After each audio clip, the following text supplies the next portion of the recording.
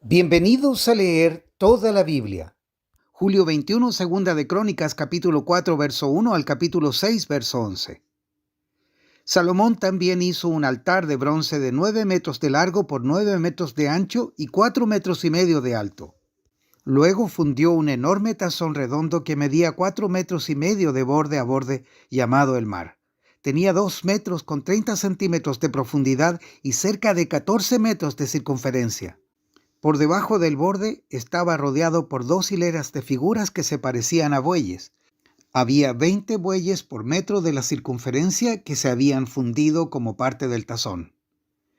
El mar estaba colocado sobre una base formada por 12 bueyes de bronce que miraban hacia afuera. 3 miraban hacia el norte, 3 hacia el occidente, 3 hacia el sur y 3 hacia el oriente, y el mar estaba asentado sobre ellos. El grosor del mar era de unos 8 centímetros, su borde era acampanado como una copa y se parecía a una flor de nenúfar. Tenía capacidad para unos 63,000 litros de agua. También hizo 10 tazones más pequeños para lavar los utensilios que se usaban para las ofrendas quemadas. Colocó 5 en el lado sur y 5 en el lado norte, pero los sacerdotes se lavaban en el mar. Luego fundió 10 candelabros de oro según las especificaciones que se habían entregado y los colocó en el templo. Puso 5 contra la pared sur y 5 contra la pared norte. También hizo 10 mesas y las colocó en el templo, 5 a lo largo de la pared sur y 5 a lo largo de la pared norte. Luego moldeó 100 tazones de oro. Después edificó un atrio para los sacerdotes y también el gran atrio exterior. Hizo puertas para las entradas de los atrios y las revistió de bronce. El gran tazón de bronce llamado el mar fue ubicado cerca de la esquina suroriental del templo. Huram-Abí también hizo los lavamanos, las palas y los tazones que se necesitaban. Finalmente, Huram-Abí terminó todo el trabajo que el rey Salomón le había asignado que hiciera para el templo de Dios. Las 2 columnas, los 2 capiteles con forma de tazón en la parte superior de las columnas, las 2 redes de cadenas entrelazadas que decoraban los capiteles, las 400 granadas que colgaban de las cadenas sobre los capiteles, 2 filas de granadas por cada red de cadenas que decoraban los capiteles sobre las columnas, las carretas para llevar agua que sostenían los tazones, el mar y los 12 bueyes que los sostenían, los recipientes para la ceniza, las palas, los ganchos para la carne y todos los demás utensilios. Huram-Abí hizo todos estos objetos de bronce bruñido para el templo del Señor, tal como le había indicado el rey Salomón. El rey mandó que se fundieran en moldes de barro en el valle del Jordán entre Sucot y Zaretán. Salomón utilizó tanto bronce que no se pudo determinar el peso. Salomón también hizo todo el mobiliario para el templo de Dios: el altar de oro, las mesas para el pan de la presencia, los candelabros y sus lámparas de oro macizo para que ardieran frente al lugar santísimo como está establecido, las decoraciones de flores, las lámparas y las tenazas, todo del oro más puro. Las despabiladeras para las lámparas, los tazones, la vajilla y los recipientes para quemar incienso, todo de oro macizo. Las puertas para las entradas al lugar santísimo y al salón principal del templo, revestidas de oro. Así terminó Salomón todo su trabajo para el templo del Señor. Luego trajo todos los obsequios que su padre David había consagrado, la plata, el oro y los diversos objetos, y los guardó en los tesoros del templo de Dios. Entonces Salomón mandó llamar a los ancianos de Israel y a todos los jefes de las tribus, los líderes de las familias patriarcales de Israel, para que fueran a Jerusalén. Ellos debían trasladar el arca del pacto del Señor desde su sitio en la ciudad de David, también conocida como Sión, hasta el templo. Así que todos los hombres de Israel se reunieron ante el rey durante el Festival de las Enramadas, que se celebra anualmente a comienzos del otoño. Una vez que estaban presentes todos los ancianos de Israel, los levitas levantaron el arca. Los sacerdotes y los levitas trasladaron el arca junto con la carpa especial y todos los objetos sagrados que habían en ella. Delante del arca, el rey Salomón y toda la comunidad de Israel sacrificaron ovejas, cabras y ganado en tal cantidad que fue imposible llevar la cuenta. Luego los sacerdotes llevaron el arca del pacto del Señor al santuario interior del templo, el lugar santísimo, y la colocaron bajo las alas de los querubines. Los querubines extendían sus alas por encima del arca y formaban una especie de cubierta sobre el arca y las varas para transportarla. Estas varas eran tan largas que los extremos podían verse desde el salón principal del templo, el lugar santo, pero no desde afuera, y allí permanecen hasta el día de hoy. Lo único que había dentro del arca eran las 2 tablas de piedra que Moisés había colocado en ella en el monte Sinaí, donde el Señor hizo un pacto con los israelitas cuando partieron de Egipto. Luego los sacerdotes salieron del lugar santo. Todos los sacerdotes presentes se habían purificado, estuvieran o no de turno ese día. Los levitas, que eran músicos, Asaf, Emán, Jedutún y todos sus hijos y hermanos, vestidos de mantos de lino fino, estaban de pie en el lado oriental del altar y tocaban címbalos, liras y arpas. A ellos se les unieron 120 sacerdotes que tocaban trompetas. Los trompetistas y los cantores se unieron para alabar y dar gracias al Señor. Al son de trompetas, címbalos y otros instrumentos, elevaron sus voces y alabaron al Señor con las siguientes palabras: Él es bueno, su fiel amor perdura para siempre. En ese momento, una densa nube llenó el templo del Señor. Los sacerdotes no pudieron seguir con la celebración a causa de la nube, porque la gloriosa presencia del Señor llenaba el templo de Dios. Entonces Salomón oró: Oh Señor, tú dijiste que habitarías en una densa nube de oscuridad. Ahora te he construido un templo glorioso, un lugar donde podrás habitar para siempre.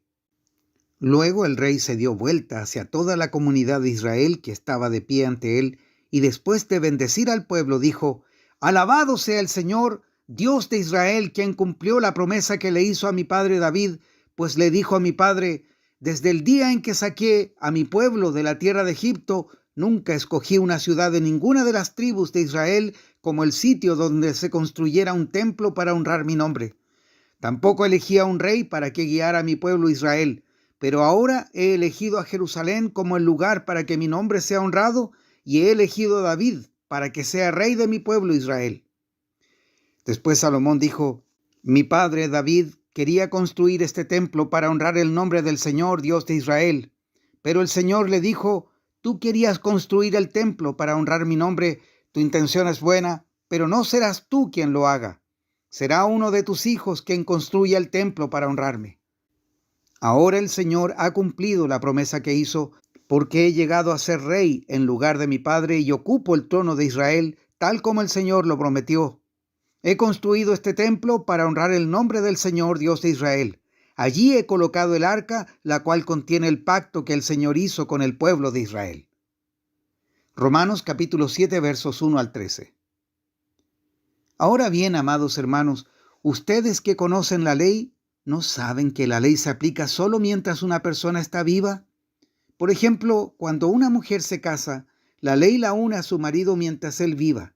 Pero si él muere, las leyes del matrimonio ya no se aplican a ella. Así que mientras su marido viva, ella cometería adulterio si se casara con otro hombre. Pero si el esposo muere, ella queda libre de esa ley y no comete adulterio cuando se casa de nuevo. Por lo tanto, mis amados hermanos, la cuestión es la siguiente. Ustedes murieron al poder de la ley cuando murieron con Cristo y ahora están unidos a aquel que fue levantado de los muertos. Como resultado, podemos producir una cosecha de buenas acciones para Dios. Cuando vivíamos controlados por nuestra vieja naturaleza, los deseos pecaminosos actuaban dentro de nosotros y la ley despertaba esos malos deseos que producían una cosecha de acciones pecaminosas, las cuales nos llevaban a la muerte. Pero ahora fuimos liberados de la ley porque morimos a ella y ya no estamos presos de su poder. Ahora podemos servir a Dios no según el antiguo modo que consistía en obedecer la letra de la ley, sino mediante uno nuevo, el de vivir en el Espíritu. Ahora bien, ¿acaso sugiero que la ley de Dios es pecaminosa? De ninguna manera. De hecho, fue la ley la que me mostró mi pecado. Yo nunca hubiera sabido que codiciar es malo si la ley no dijera: no codicies. Pero el pecado usó ese mandamiento para despertar toda clase de deseos codiciosos dentro de mí. Si no existiera la ley, el pecado no tendría ese poder. Hubo un tiempo en que viví sin entender la ley. Sin embargo, cuando aprendí, por ejemplo, el mandamiento de no codiciar, el poder del pecado cobró vida, y yo morí. Entonces me di cuenta de que los mandatos de la ley, que supuestamente traían vida, trajeron, en cambio, muerte espiritual. El pecado se aprovechó de esos mandatos y me engañó. Usó los mandatos para matarme. Sin embargo, la ley en sí misma es santa y sus mandatos son santos, rectos y buenos. Pero ¿cómo puede ser? ¿Acaso la ley que es buena provocó mi muerte? Por supuesto que no. El pecado usó lo que era bueno a fin de lograr mi condena de muerte. Por eso podemos ver qué terrible es el pecado. Se vale de los buenos mandatos de Dios para lograr sus propios fines malvados. Salmos 17, versos 1 al 15. Oh Señor, oye mi ruego pidiendo justicia, escucha mi grito de auxilio. Presta oído a mi oración, porque proviene de labios sinceros. Declárame inocente, porque tú ves a los que hacen lo correcto. Pusiste a prueba mis pensamientos y examinaste mi corazón durante la noche. Me has escudriñado y no encontraste ningún mal. Estoy decidido a no pecar con mis palabras.